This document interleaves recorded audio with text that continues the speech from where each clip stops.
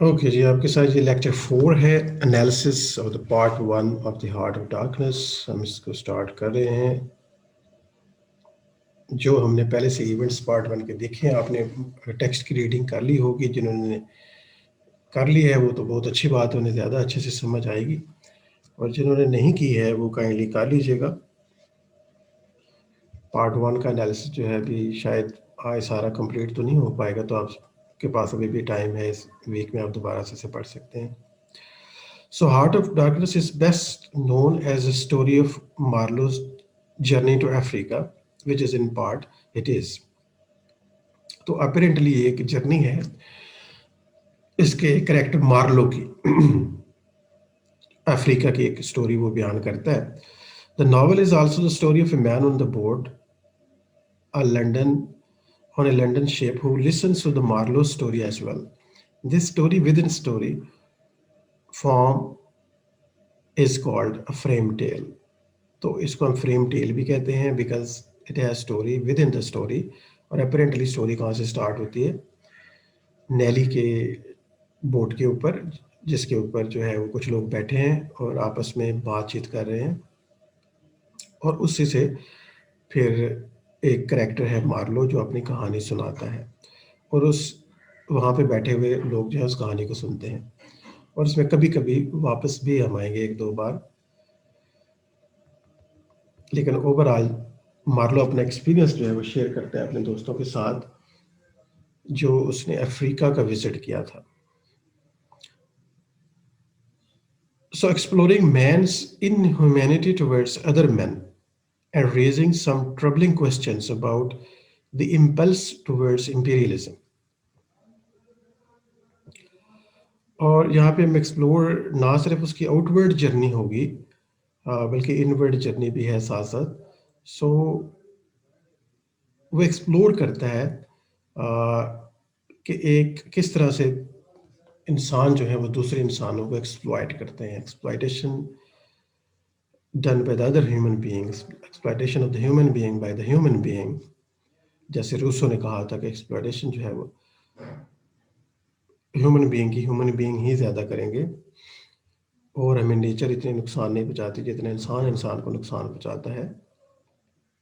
या बहुत सारे प्रॉब्लम ऐसे हैं जो हमने खुद से क्रिएट कर रखे हैं, इन इंसानों ने इंसानों के लिए क्रिएट कर किए हैं। और इसी तरह के कुछ जो है ना क्वेश्चन वो हमारे जहन में पैदा होते हैं, स्पेशली अबाउट नीचे का जो कॉन्सेप्ट है विल टू पावर।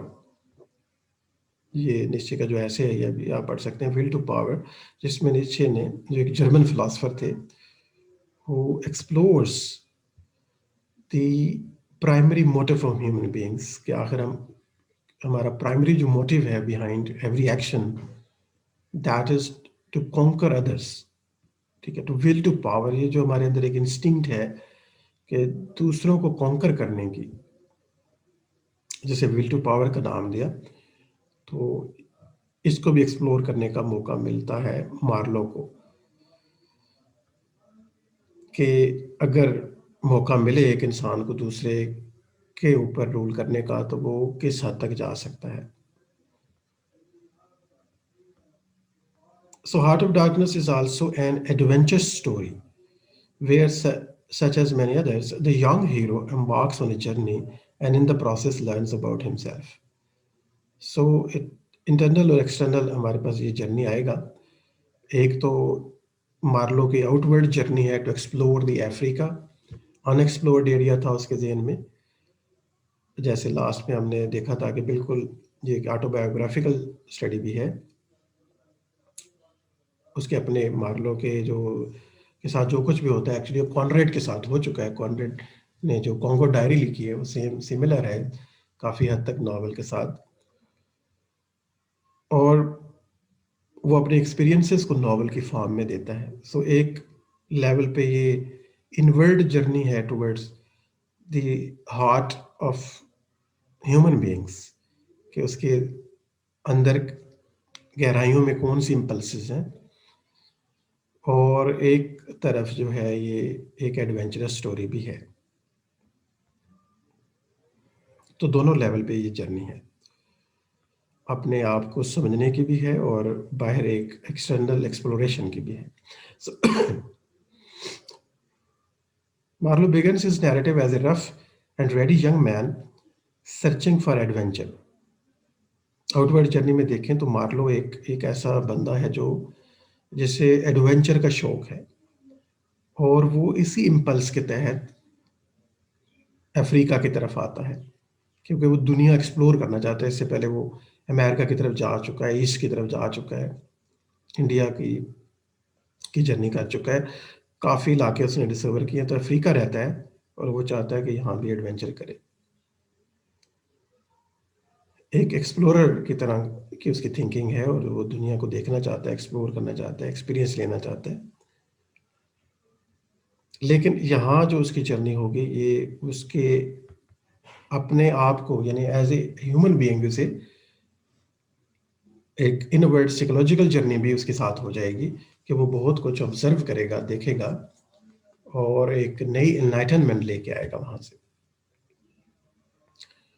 और जैसे कि वो यहाँ तो नहीं लिखा, लेकिन नावल के पार्ट 1 में आपने देखा होगा, ही मार्लो जिस अंदाज में बैठा कहानी सुनाता है, बिल्कुल that was like a Buddha style है जो.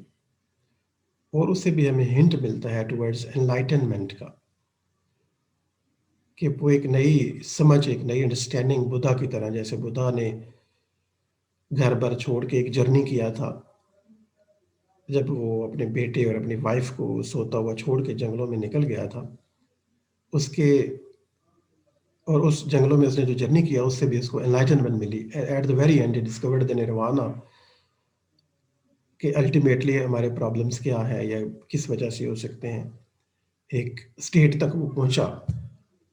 तो यहाँ इसकी जो सिमिलैरिटी है वो ये शो कर रही है कि या कॉनरेड भी हमें एक जर्नी पे लेके जाना चाह रहा है, जिसके एंड पे ऊपर हमें बहुत कुछ जानने को मिलेगा. So unlike those of the Europe, the maps of the Africa still contained some black spaces that Marlowe yearned to explore. और मार्लो को लंदन के अंदर, जैसे वो बताता है कि मैं बहुत सी जगहों की सैर करने के बाद जब लंदन वापस आता हूँ, तो एक शॉप पे ऊपर मुझे मैप में दिखता है, और मैप के में जो ब्लैंक स्पेसेस हैं वो मैं एक्सप्लोर करना चाहता हूँ, क्योंकि उस ज़माने में भी एक्सप्लोरेशन हो रही थी, पूरी दुनिया भी डिस्कवर नहीं हुई थी, और बहुत से अनआइडेंटिफाइड एरियाज ज़मीन के ऊपर बाकी थे. So his likening the Congo River to a snake suggests the mesmeric power of Africa. और इस मैप में से जब अफ्रीका के सेंटर में एक कॉन्गो रिवर के बारे में पता चलता है, और उसकी जो डिस्क्रिप्शन है बिल्कुल लाइक स्नेक है, एक सांप की तरह वो मैप पे नजर आता है कॉन्गो रिवर जो है. तो इसकी यहाँ पे सिंबॉलिक एक सिग्निफिकेंस है, बिकॉज द सर्पेंट जो है, सर्पेंट और the snake is also a well-known symbol of evil and temptation in biblical tradition. क्योंकि बाइबल की स्टोरी में आपको पता है, जो आप भी जानते हैं, कि ईव को जो है वो स्नेक ने पैराडाइज के अंदर वो टेम्प्ट किया था. So snake is now in western tradition is a symbol for temptation. और यहाँ से स्नेक की तरह लग रहा है, क्योंकि रिवर, और वो ऐसे लग रहा है कि उसे टेम्प्ट कर रहा है, ताकि वो आए और डिस्कवर करे रियलिटी को, what is the actual reality in which you are living, because he is living in a state of innocence. ये वाकया द बुक ऑफ जेनेसिस के अंदर है, in the Old Testament. Adam और ईव और snake की शैतान ने बहकाया था हजरत हवा को और आदम को अल्टीमेटली, और उन्हें जन्नत से निकलवा दिया था.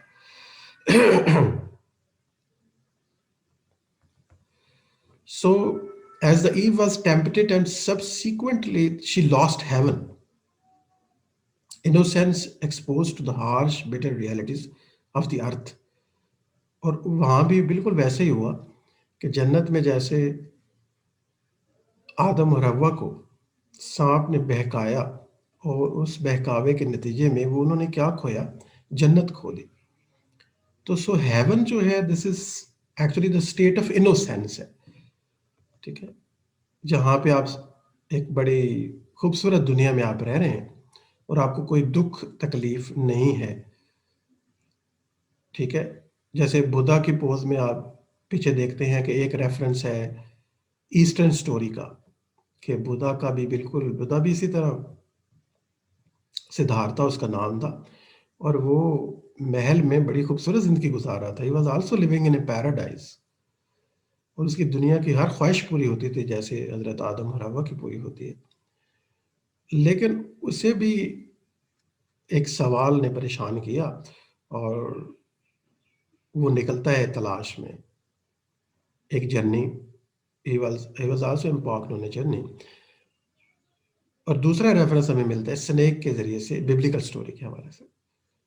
इसका भी मतलब यही है कि हेवन का मतलब है स्टेट ऑफ इनोसेंस, कि बिल्कुल उसी तरह मार लो। और फिर कॉनरेड, जो कॉनरेड के साथ हो रहा है वही मार्लो के साथ, जो मार्लो के साथ हुआ वही हजरत हवा के साथ हुआ था, वही बुद्धा के साथ भी हुआ।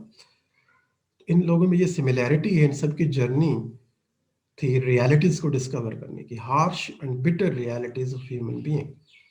क्योंकि इससे पहले मार्लो एक जन्नत में रह रहा था, यूरोपियन हेवन के अंदर, जहाँ सब अच्छा है, जहाँ सब अच्छा बताया जा रहा था, और वो एक स्टेट ऑफ इनोसेंस में था।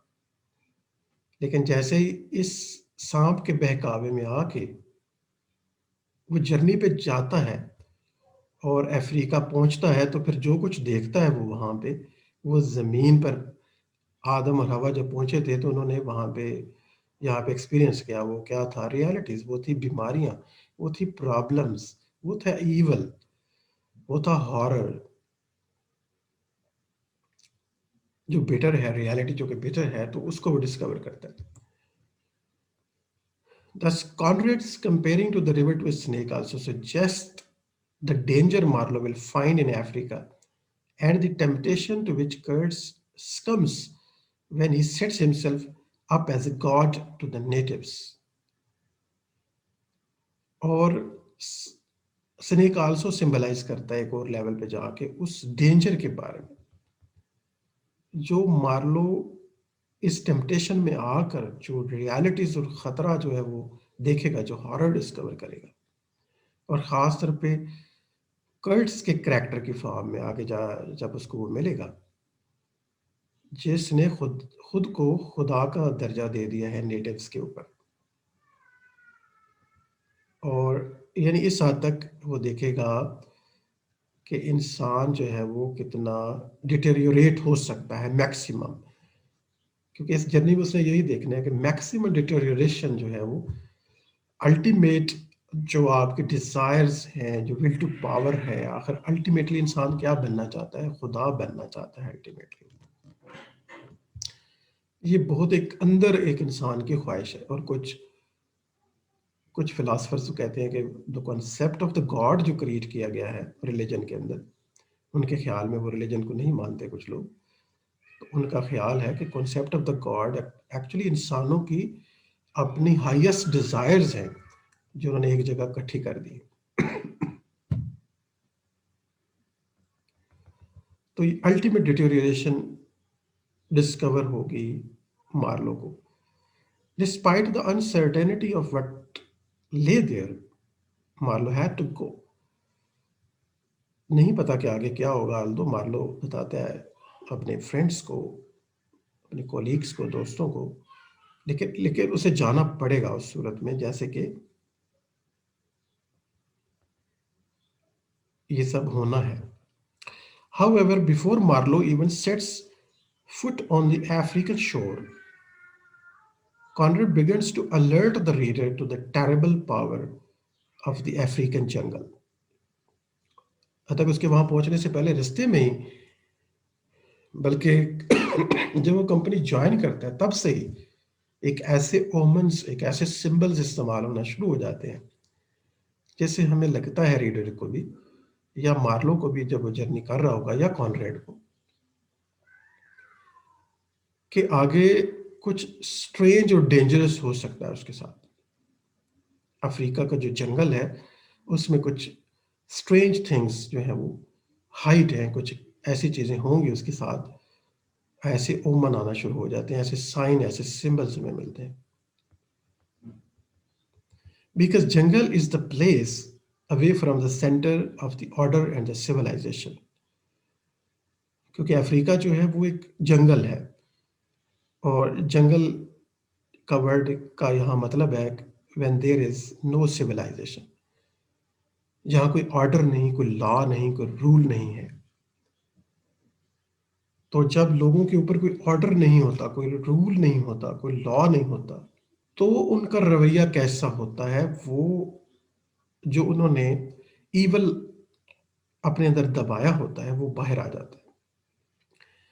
सो वेयर रिप्रेस्ड इनर इंस्टिंक्ट जो है, इवन फ्राइड इस बात पे, तो फ्राइड की जो बुक है the civilisation and the discontent, बड़ी वर्ल्ड फेमस बुक है the civilisation and the discontent, जिसमें एक इशारा तो ये है फ्राइड के मुताबिक कि actually those are not evil instinct. Freud तो कहता है actually those are instincts basically by born. जो आपकी असलियत है जो इंसान की, वो सिविलाइजेशन के ऑर्डर में उसे दबाना पड़ता है उसे। तो जब आप एक सिविलाइज्ड इंसान, यानी उसने ये बीमारियों को ऊपर स्टडी किया है कि ये जो सिविलाइज्ड लोग होते हैं इनमें जो साइकोलॉजिकल प्रॉब्लम्स हैं वो क्यों हैं आखिर। अगर एक आदमी ऑर्डर फॉलो कर रहा है, सिविलाइज्ड है, तो अगर वो बेस्ट लाइफ गुजार रहा है तो फिर वो बीमार क्यों है? देखिए, बीमार तो आप तभी होंगे ना जब आप नेचुरल लाइफ नहीं गुजारेंगे।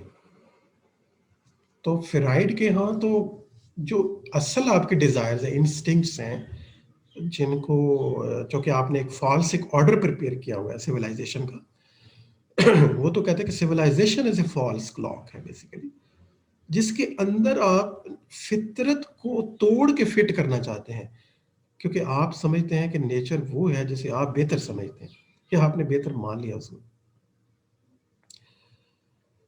सो जंगल एक ऐसी जगह होगी जहां पे जब कोई रूल नहीं होगा, अप्लाई नहीं होगा, ऑर्डर ऑफ द सिविलाइजेशन नहीं होगा, तो जो दबी हुई आपके इंस्टिंक्ट्स हैं वो बाहर आ जाएंगे, वो सरफेस करेंगे। ठीक है, दबी हुई जो आपके डिजायर्स हैं, फियर्स हैं, इंस्टिंक्ट्स हैं, वो दोबारा सतह पे आ जाएंगी और एक हॉरर क्रिएट हो जाएगा आपके लिए, डिसहार्मनी क्रिएट हो जाएगी, क्योंकि फिर समझ नहीं आएगी कि असल क्या है। क्या जंगल में आप असल है कि एक सिविलाइज्ड इंसान एक बेहतर इंसान है? So Marlow learns that a piloting position has become open because the chief's son has killed one of the company's pilots over two black hens। और जो पहली उसे शॉकिंग डिस्कवरी मिलती है वो ये है कि उसकी जो पायलट पोजीशन है वो इसलिए वेकेंट है क्योंकि वहाँ पे जो पायलट है उसका एक झगड़ा हो गया चीफ के सन के साथ। लोकल चीफ जो है, जो ट्राइबल है सारा एरिया कॉन्गो का, यहाँ पे डिफरेंट ट्राइब्स हैं, उनके चीफ्स हैं, तो उनके साथ लड़ाई में, और लड़ाई का टॉपिक भी बड़ा स्ट्रेंज है, टू ब्लैक हैंस। स्ट्रेंजली सिर्फ दो काली मुर्गियों का मसला था, जिसके ऊपर लड़के चीफ के सन ने इसको मार डाला, यानी उसे उनसे लड़ पड़ा, और उस लड़ाई के नतीजे में उस पायलट की जान चली जाती है। उसका नाम था Fresleven. So the dead pilot was thought by all to be the kindliest gentlest creature that ever walked on the two legs. जैसे कि कॉनरेड लिखते हैं अपनी नॉवल के अंदर उनके बारे में, आप अंदाजा ये लगाएं कि फ्रेश लेवन जो है ना, उसके बारे में लोगों का ख्याल था कि he was the kindliest, not only the kind but the kindliest, superlative degree में मेहरबान तरीन शख्स था। जेंटलेस्ट था, जेंटल भी नहीं था, जेंटलेस्ट था। Creature that ever walked on the two legs, यानी इंसानों में यूरोपियंस में अगर कोई सबसे मेहरबान और शरीफ तरीन इंसान था और मेहरबान तरीन था, वो फ्रेश लेमन था, और वो मुर्गियों पे लड़ पड़ा, आप अंदाजा लगा ले। दैट इज द डिटेरियोरेशन जो है, ये है इफेक्ट ऑफ द जंगल। ये है जो सिविलाइजेशन से जब ये दूर आए तो इनके साथ वो क्या तब्दीलियां आना शुरू हो जाती है। यही वजह कि शुरू में एक सीन में जब डॉक्टर जो है वो चेकअप करता है मार्लो का, तो वो उसकी खोपड़ी को भी मैयर करता है, इसकी बॉडी को भी। तो ये उससे पूछता है कि आखिर आप मेरी जो सर है, जो खोपड़ी है, इसकी एक्सटर्नल मेजरमेंट की क्या ज़रूरत है भाई, इसकी ये क्या बात हुई, मैं तो भी वहाँ जा रहा हूँ। तो डॉक्टर से कहता है कि जब लोग वापस आते हैं तो उनमें बहुत तब्दीलियां आ जाती हैं, और ये बात हमारे लिए नोटिसेबल है।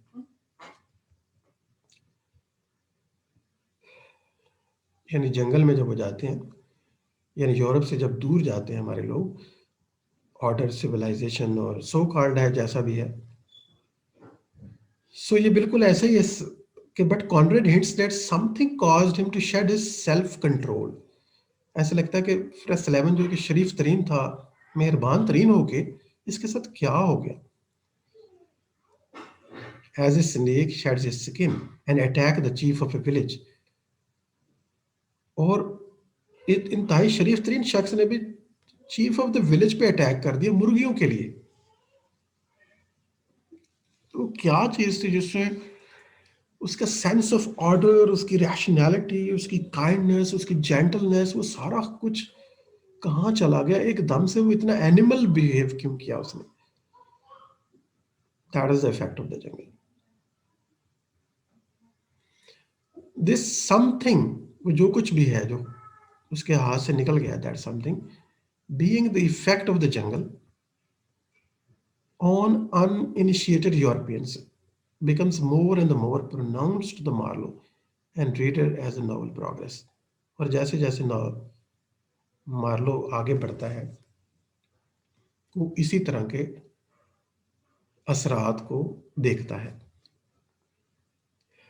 वो लैक ऑफ सिविलाइजेशन को देखता है, यहाँ लोगों के बदले हुए रवैयों को देखता है। वो हैरान हो जाता है कि ये यूरोपियंस हैं, ये वही शरीफ लोग हैं जो अपने अपने शहरों में तो बहुत जेंटल, काइंड और नोबल पर्सन है।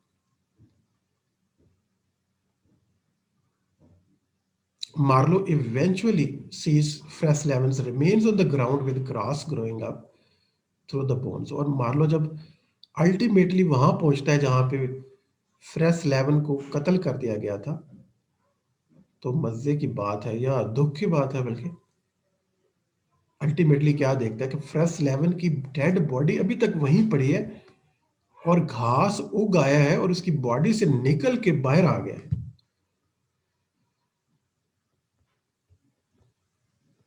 तो ये वो खौफनाक एक इमेज डिस्कवर करता है, जहां पे हम देखते हैं कि जंगल जो है वो उसने, या यूं समझ लें कि नेचर ने, इंस्टिंक्ट्स ने कॉन्कर कर लिया फ्रेश लेवन को। The image suggest that jungle itself has won a battle against fresh level and all he represents। ऐसे लगता है कि यहाँ पे हमें जंगल कह लें, या लैक ऑफ नो ऑर्डर कह, या लैक ऑफ ऑर्डर कह लें, नो ऑर्डर कह लें, नो सिविलाइजेशन कह लें, has won the battle against fresh लेवन। और वो क्या रिप्रेजेंट कर रहा है? कल्चर और civilization, European culture or civilization। So where everybody pretend to be nice and ordered, but inside having an expressible desires। अब जो जो कल्चर है, कल्चर और सिविलाइजेशन, तो यही होता है कि आपको साफ सुथरे कपड़े पहन के बाहर आना है, अच्छे लफ्ज बोलने हैं, और नाइस प्रिटेंड करना है, ऑर्डर्ड वे में चलना है। लेकिन क्या होता है? Inside having an inexpressible desires. और अपने अंदर जो आने वाले ख्यालात है, जिन्हों जो हमारे अंदर पैदा तो होते हैं, लेकिन हम उनको शेयर नहीं करते हर बात को। और वो आइडियाज के हम सारे बताते हैं, and impulses which have to be suppressed to be called civilised. तो सिविलाइज कहलाने के लिए, जैसे फ्राइड ने भी कहा कि हमें सिविलाइज्ड बनने के लिए जब प्रिटेंड करना पड़ता है ना मोस्ट ऑफ द टाइम, इसलिए हम थक जाते हैं, हम नर्वस ब्रेकडाउन क्यों होता है बहुत से लोगों का, इसी वजह से कि वो सिविलाइज्ड बिहेव कर करके अच्छा बन के जो अच्छा बनने का वो स्टैंडर्ड है जो सोसाइटी ने सेट कर दिया, that is why, that is a fake standard. तो अपनी फितरत को वो तोड़ते हैं, तो कब तक आप फितरत के खिलाफ जंग करेंगे आखिर?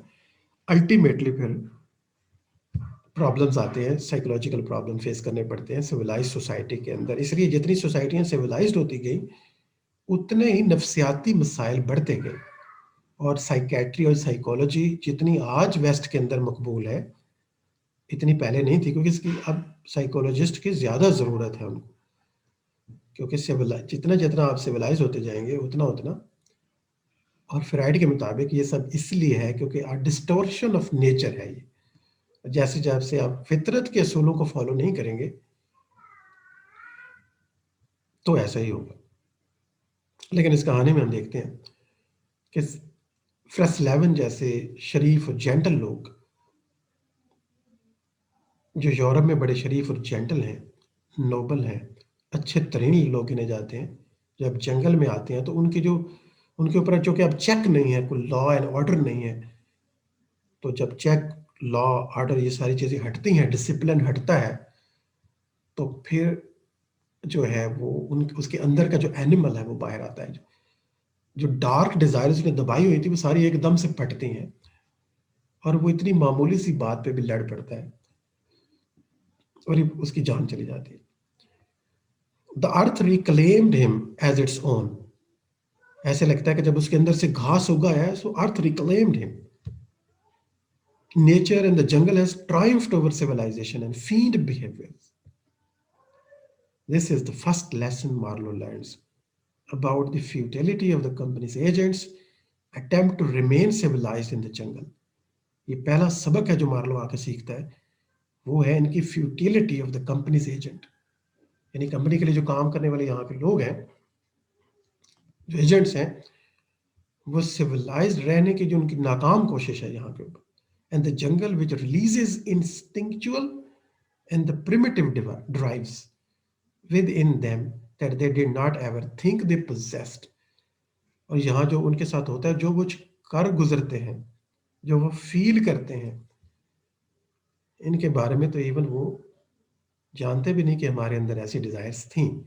ये सिर्फ जंगल ही उन्हें बताता है कि उनके अंदर क्या क्या डार्क डिजायर्स, इम्पल्सेस हैं, और क्या क्या इवल उन्होंने छुपा रखे हैं अपने अंदर। तो यहाँ पर पहुँच के आपके लिए असाइनमेंट है। सबसे पहले ये असाइनमेंट नोट कर लें जो आपने लिखनी है नेक्स्ट वीक के लिए। मैं इसका फ़ॉन्ट साइज बड़ा कर देता हूँ ताकि आपको सही नज़र आए। Kindly note down the assignment, describe the effect of the jungle on so called civilised Europeans from the reading of the part 1 of the novel heart of the darkness. Okay, next part की तरफ चलते हैं बच्चों, तो साथ में रहें। When Marlowe visits Brussels to get his appointment, he describes the city as a whited sepulchre, a biblical phrase referring to a hypocrite or a person who employs a facade of goodness to mask his or true malignancy। तो वहाँ पे ये building के लिए, वो जो खूबसूरत building इसको नजर आती है मार्लो को ब्रसल्स के अंदर, ये जब साइन करने जाता है, जॉब लेने के लिए पहुंचता है, तो उसकी नज़र में ये एक वाइटेड सेपल्कर है, एक बिल्कुल सेपल्कर है, मीन एक शानदार किस्म का टूम है। जैसे आप देखते हैं कि ताजमहल है, ताजमहल कितना खूबसूरत लगता है, but actually what is the Taj Mahal? Taj Mahal is basically a sepulchre, this basically it is a tomb. Inside क्या है उसके अंदर? बिल्कुल दो डेड बॉडीज पड़ी हैं, तो अंदर से तो वो बड़ा हॉरिबल है। अंदर से तो पता चलेगा कि वो एक मकबरा है बेसिकली, और मकबरे के अंदर तो डेड बॉडी होती है जो कि इस वक्त रोटन हालत में होगी, उसकी तो हड्डियां भी शायद पता नहीं होंगी कि नहीं। However the whited sepulchre is a biblical phrase जो बाइबल की एक स्टोरी में बयान हुई है, रेफर करती है हिपोक्राइट की तरफ, जो बाहर से बिल्कुल, हिपोक्राइट भी ऐसे ही होते हैं, हिपोक्रिटिकल जो पर्सन है जिनका जिनका बज़ाहिर जो है द फसाड ऑफ गुडनेस, और मास्क किया होता है उन्होंने अपनी ट्रू मैलिग्नेंसी को। जो अंदर उनकी अगलीनेस है उसको उन्होंने छिपाया होता है, और उसके ऊपर एक पर्दा डाला होता है, और मास्क किया होता है, अपने ट्रू फेस को उन्होंने मास्क किया होता है। तो जब मार्लो कहता है कि कंपनी का जो ऑफिस है it is just like invited sepulchre, बिल्कुल एक टूम की तरह है, एक मकबरे की तरह है, एक हिपोक्राइट पर्सन की तरह है। तो कंपनी एक हिपोक्रिटिकल कंडीशन में है कि वो आउटवर्डली बड़ी खूबसूरत है, एक दिखावा है, एक मेकअप है, जिसके पीछे असल रियलिटी छुपी है।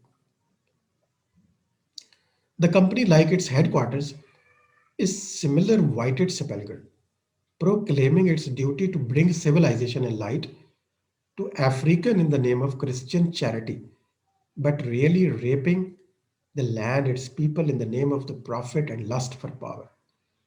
अब कंपनी को यूरोप में जो मार्लो देख के आया वो क्या था? खूबसूरत बिल्डिंग, शानदार ऑफिस, और लिटरेचर में क्या बताया जा रहा है कि कंपनी देखें जी काम कर रही है, कंपनी इंसानियत के लिए काम कर रही है, कंपनी सिविलाइजेशन और लाइट जो है, वो जो व्हाइट मैन्स बर्डन भी आप कहा जाता है, कि जो उसने सिविलाइजेशन गेन कर ली है, जो उसने लाइट गेन कर ली है, वो अब दुनिया को वो लाइट देगा, वो रोशनी देगा, वो इल्म की रोशनी देगा। वो सिविलाइजेशन वो चाहता है कि उन बैरबरिक लोगों तक पहुंचाया जाए। वो जो जाहिल लोग हैं जिनके पास कोई सिविलाइजेशन नहीं है, अकॉर्डिंग टू वेस्टर्न टर्म्स में मैं बात कर रहा हूँ, कि उन तक इनकी जो नॉलेज है, इनकी जो सिविलाइजेशन है, इनकी लाइट जो है वहां पहुंचाई जाए। लेकिन असल में क्या हो रहा है, जब मार्लो पहुंचता है अफ्रीका में, तो रियलिटी, ट्रू फेस अब अनमास्क हो गया है। अब जैसे पर्दा हटता है, जैसे टूम के नीचे जैसे आप कब्र खोदते हैं, तो असल रियलिटी का पता चलता है, अनमास्क होती है ओरिजिनल रियलिटी। वहां पे ये क्या कर रहे हैं? They are raping the land.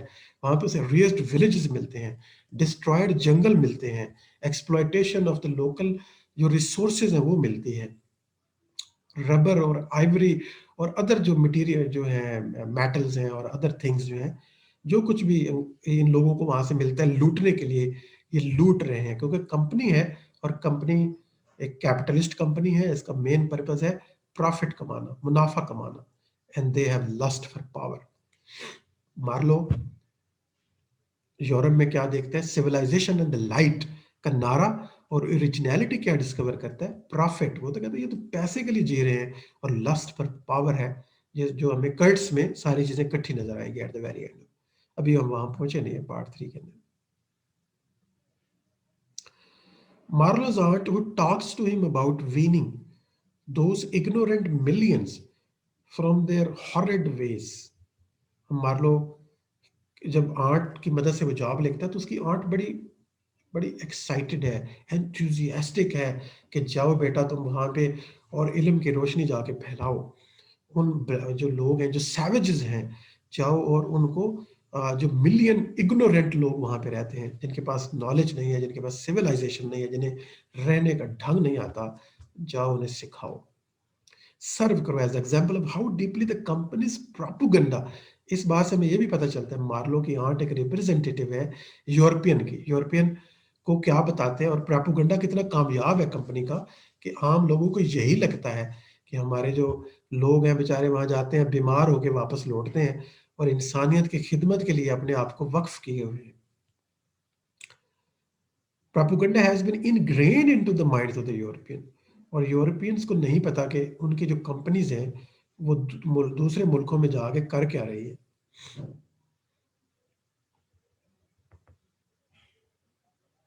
Uncomfortable with his aunt's ideas, Marlowe suggests that the companies is simply run for profit। और वो जब आर्ट के उसके नजरिया सुनता है, थोड़ा अनकंफर्टेबल है, क्योंकि मार्लो तब तक सिर्फ ये जानता है कि ये कंपनी है जो मैं ज्वाइन कर रहा हूँ, और कोई भी कैपिटलिस्ट कंपनी का मेन पर्पस, किसी भी कारोबारी कंपनी का मेन पर्पस वो तो पैसा कमाना है। अल्टीमेटली वो आपकी भलाई थोड़ी होती है। आज भी जितनी भी कंपनीज हैं, चाहे वो नेशनल हो चाहे इंटरनेशनल हो, तो देखा जाए तो उनका अल्टीमेट पर्पस क्या है? किसी भी कंपनी का फाइनल मेन पर्पस जिसके लिए वो बनाई जाती है वो है profit. Before he sees how these profits are acquired, he is blissfully unaware of the company's depravity. तो यहाँ पे जो है ना आर्ट जो कंपनी का प्रोपेगेंडे से मुतासिर है बिल्कुल। मार्लो उतना तो नहीं है उस वक्त भी यूरोप में जब था, लेकिन मार्लो के लिए अभी भी सरप्राइजेस हैं। हाल तो वो एक पढ़ा लिखा है, वो जानता है कि कंपनी प्रॉफिट के लिए है और मुनाफा कमा रही होगी, लेकिन वो ये नहीं जानता कि ये मुनाफा किस तरह कमा रही है। ये इतनी गिर जाएगी, इसकी जो डिप्रेविटी है, इस जो अल्टीमेट डिटोरिएशन है, इसका तो उसने सोचा भी नहीं था कि ये इस हद तक गिर जाएंगे अफ्रीका के अंदर। Marlowe dwells in the realm of wishful thinking, wanting to believe that the company has no imperialistic impulses and is simply an economic enterprise. और बड़ी ही देर तक हम देखते हैं कि मार्लो कि यही ख्वाहिश होती है, या यूरोप में रहते हुए या वहाँ से चलते हुए जब वो कंपनी को ज्वाइन भी करता है, तो उसके जहन में यही होता है कि कंपनी मुनाफा कमाएगी, डेफिनेटली कोई इंसानियत को सर्व तो नहीं कर रही होगी। ये बात तो वो अच्छी तरह जान चुका है, पहले से ही जानता है। और अभी भी वो यही समझना चाहता है कि कंपनी एक इकोनॉमिक एंटरप्राइज है, एक कैपिटलिस्ट कंपनी है जिसका पर्पस है पैसे कमाना। Much like the ones to which he is accustomed as a European, बिल्कुल यूरोपियंस, मोस्टली यूरोपियंस की तरह, कि पढ़े लिखे जो हैं, जो बिल्कुल ज्यादा पढ़े लिखे नहीं है, वो उनका तो ख्याल है कि कंपनी जो है वो सिविलाइजेशन फैला रही है और नेकी का काम कर रही है, लाइट जो है स्प्रेड कर रही है। और जो थोड़े समझदार है मार्लो की तरह, उनका ख्याल है कि कंपनी यकीनन ये दिखावा कर रही है, असल में मुनाफा कमा रही है। लेकिन ये दोनों ही गलत है। लेकिन एक्चुअली कंपनी क्या कर रही है, वो मुनाफा कमा रही है, ना सिर्फ मुनाफा कमा रही है बल्कि लूट रही है, ना सिर्फ लूट रही है बल्कि रिसोर्सेज को डिस्ट्रॉय कर रही है, ना सिर्फ रिसोर्सेज को डिस्ट्रॉय कर रही है बल्कि अदर ह्यूमन बीइंग्स को एक्सप्लॉइट भी कर रही है। और मॉरली हाई जो जितना भी गिर सकता है करप्शन में, वो इतना गिर चुके हैं वहाँ पे। ये चीज मार्लो जैसे लोगों के लिए भी एक मैसेज है, एक सरप्राइज है। The first glimpse Marlowe and the reader have the company's headquarters hints at the organization's sinister, evil, and the conspiratorial atmosphere. जब कंपनी के हेडक्वार्टर के अंदर जो उसके साथ होता है, जो एक्सपीरियंस, जहाँ पे उसने डॉक्यूमेंट साइन किए हैं, जहाँ कंपनी के एक ऑफिशियल के साथ उसकी मीटिंग होती है, वो भी छोटी सी मीटिंग, और डॉक्टर उसका जो मुआयना करता है, और वहाँ जो कुछ भी ऑब्जर्व करता है, सारों के अंदर एक ऐसे इशारे मौजूद हैं कि जो कॉन्स्पायरेटरियल एटमॉस्फेयर है, जो इवल और सिनिस्टर ऑर्गेनाइजेशन है, उसका थोड़ा थोड़ा ऐसे आइडिया होना शुरू हो जाता है वहां से। मिसाल के तौर पे first Marlow slipped through one of the cracks to enter the building. पहले तो उसे ऐसे लगता है कि बिल्कुल छोटे से दरवाजे से गुजार कर एक बहुत शानदार बिल्डिंग में फेंक दिया गया, implying that the company is figuratively closed. It seems जैसे बाहर से किसी को अंदर नहीं आने दिया जाता, और बड़ी स्ट्रिक्ट चेकिंग के बाद जो है बंदा एंटर होता है, और क्लोज्ड एटमोसफियर है कि कोई सीक्रेट बाहर ना जाए। जिससे पता चलता है कुछ छुपाया जा रहा है, कुछ है जो नहीं बताना चाहती company. In terms of the what it allows the public to learn about its own operations. वो नहीं चाहती कि पब्लिक को पता चले कि इनसाइड क्या गेम खेली जा रही है। Second, the two women knitting black wool suggest fates of the Greek mythology। और अंदर दाखिल होते हैं उससे दो खवातीन नजर आती हैं जो ब्लैक वूल निट कर रही हैं, वो निटिंग कर रही हैं बैठ के, जो है वो ब्लैक वूल है उनके हाथ में। That is also very symbolic है। It represents the fates of the Greek mythology. आपको याद होगा वो तीन फेट्स के नाम मैंने लास्ट सेमेस्टर में जो नॉवल पढ़ाया था, उसमें हमने वो तीन गॉडेसेस के नाम भी पढ़े थे। देखते हैं किसको याद है। Like these goddesses, the company is knitting the destiny of the Africans। यहाँ सिंबलिज्म क्या है कि वो ऐसे लग रहा है कंपनी का ये जो हेडक्वार्टर है यहाँ पे दूर अफ्रीका में रहने वाले लोगों के, अफ्रीका की लैंड और रिसोर्सेज की जो किस्मत है वो यहाँ पे निट की जाती है। यहाँ पे ये लोग लिखते हैं कि कौन जिएगा कौन मरेगा, किसके साथ क्या होगा, represented by the black wool. So black wool imply करता है वो डार्क कॉन्टिनेंट की तरफ, वो ब्लैक पीपल की तरफ, और their fate has been knitted by the company। The company therefore play God with the lives of the African। ठीक है, कंपनी खुदा का एक रोल प्ले कर रही है अफ्रीकन के साथ, कि अफ्रीका के जो रिसोर्सेज हैं, जो लोगों की जिंदगियां हैं, वो भी यहीं से तय होती हैं, deciding who is Congo, who will die और who will live. Third, Marlow is let into a dimly lit office और फिर वो आगे जाता है तो जो ऑफिस है जहाँ पे इसकी मुलाकात होती है ऑफिशियल के साथ, वो बिल्कुल डिमली lit है, बहुत ऐसे कम लाइट वहाँ पे रखी गई है, रोशन ऑफिस नहीं है बिल्कुल। The lighting reflect the shady and the biggest moral of the company. ये इस बात का इशारा है कि इनके जो मॉरलिटी है, इनके जो मॉरल वैल्यूज हैं, वो भी डिम है। डिम लाइट में आपको पता है प्रॉब्लम नजर नहीं आते हैं ज्यादा, चेहरे के खदो खाल चीजें नजर नहीं आती हैं, तो कुछ छुपाया गया है। डिम लाइट में चीजें रखी गई हैं, जिसका मतलब है कि कंपनी नहीं चाहती कि बहुत सी बातें जो है वो मार्लो को भी पता चले। He only speaks with the company's president for 45 seconds. How amazingly, company का जो प्रेसिडेंट है 45 सेकंड्स के लिए उसके साथ सिर्फ बातचीत होती है इसकी, suggesting that the company views Marlowe and the people like him as expendable। कि इससे पता चलता है कि कंपनी के जो प्रेसिडेंट हैं, जो मालिक हैं, जो बड़े, जो इस बड़ी गेम को रन कर रहे हैं, ईवल सिस्टम को चला रहे हैं, उनके लिए मार्लो जैसे लोगों की कोई हैसियत नहीं है। 45 सेकंड के लिए उसे मिलता है, चलो कहता है ठीक है जाओ जी सर्व करो कंपनी को। Fourth, Marlow is asked to sign some document that ostensibly contract him to not reveal any trade secrets। और वो जो डॉक्यूमेंट आते हैं कि कोई ट्रेड सीक्रेट नहीं आपने रिवील करना, but figuratively suggest that selling is sold to the devil. ऐसे लगता है कि वो डॉक्यूमेंट साइन कर रहा है और कोई डेविल को अपनी सोल जैसे सेल कर रहा हो। यहाँ से हमें वो ड्रामा याद आता है मार्लो का, क्रिस्टोफर मार्लो का। अ, कौन सा ड्रामा में, डॉक्टर फाउस्टस। ठीक है, डॉक्टर फाउस्टस पढ़ा होगा आप लोगों ने। तो डॉक्टर फाउस्टस जिस तरह अपनी सोल जो है वो एग्रीमेंट करता है डेविल के साथ 24 ईयर्स के प्लेयर के लिए, और बिल्कुल ऐसा ही लग रहा है मार्लो को, यहाँ करेक्टर मार्लो को, कि वो भी एक डील कर रहे हैं डेविल के साथ। As the manager of the central station will later remark about Africa, men who come out here should have no entrails। So बाद में जैसे मैनेजर सेंट्रल स्टेशन पे एक रिमार्क भी देता है कि जहाँ पे जो लोग आते हैं वो उनके, the man who come here should should have no entrails, कि इनके अंदर जो है ना सॉफ्टनेस नहीं होनी चाहिए। फिर एंट्रेल्स मतलब वैसे तो अंतड़ियों को कहा जाता है, इनर पार्ट्स को कहा जाता है, वो होने ही नहीं चाहिए, अंदर से इन्हें खाली होना चाहिए। As the devil seeks human souls to overthrow eventually God in the heaven. जो बिब्लिकल स्टोरी है, अब यहाँ उसका रेफरेंस हमें दोबारा नजर आता है कि डेविल को जब जन्नत से निकाला गया शैतान को, तो अब उसकी यही कोशिश है कि ज्यादा से ज्यादा लोगों की रूहों को वो अपने साथ मिला सके, ताकि जो है ना वो गॉड को शिकस्त दे सके, गॉड और सैटन की जो लड़ाई है। तो यहाँ पे ऐसा लगता है devil seeks human soul to overthrow eventually God in heaven. The company is metaphorically seeking to acquire the souls of as many Europeans as possible to make greater profit. और यहाँ पे ऐसा लगता है कि ज्यादा से ज्यादा यूरोपियंस को हायर करके, उनके साथ डॉक्यूमेंटेशन करके ज्यादा से ज्यादा मुनाफा कमाना चाहती है।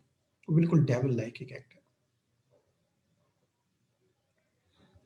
Fifth, when the Marlowe is examined by the company's doctor।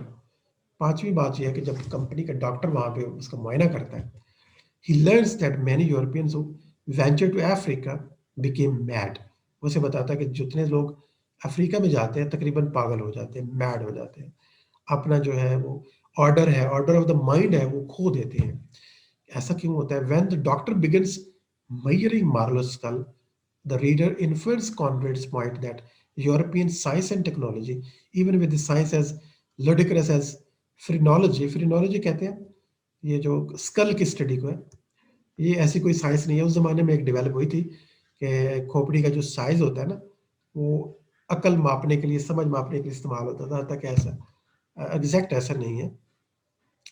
As are no match for the power if the jungle. So ये जो साइंस और टेक्नोलॉजी को अप्लाई करना है, या डॉक्टर के जो कमेंट्स हैं, इनमें भी हमें बहुत सारे फ्यूचर के इशारे मिलते हैं कंपनी के बारे में, और इसके इवल जो किरदार के बारे में, इसका जो ट्रू सेल्फ इसने हाइड की हुई है, उसके बारे में मार्लो को जानने का मौका मिलता है।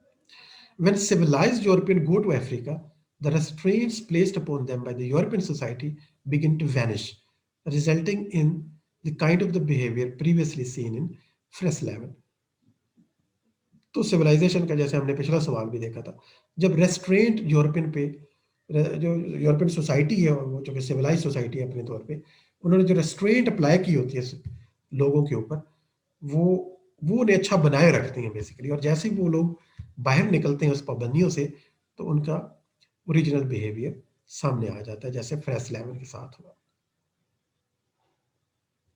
Later in the novel, when his anger begins to grow after finding all of his gear damaged by the porters, Marlowe ironically remarks, I felt I was becoming scientifically interesting. यहाँ पर पहुंच के तो आप एक नई असाइनमेंट अभी आप नोट करेंगे। इसको मैं बोल्ड कर देता हूँ ताकि आपको अच्छे से नज़र आए। तो यहाँ पे ये न्यू असाइनमेंट आप नोट कर लें। ये असाइनमेंट बनेगी नंबर 3 आई थिंक, क्योंकि 2 तो मैंने दे दिए आपको। What is the true face of the company, and how the company is knitting the fate of Africa, fate of African, बल्कि Africans plural में लेते हैं, the Africa होना चाहिए, the Africa. So note down this assignment kindly. What is the true face of the company and how the company is knitting the face of African? जितना आपने पढ़ा है उसी के लिहाज से आपने असाइनमेंट प्रिपेयर करनी है। सेकेंड और थर्ड पार्ट को भी टच नहीं कर सकते। जो एग्जाम्पल आपने कोट करनी है जिस भी असाइनमेंट में, जितना पढ़ा होगा उतनी ही असाइन एग्जाम्पल देनी है। आगे जाएंगे तो मुझे पता चल जाएगा कि आप नकल लगाई है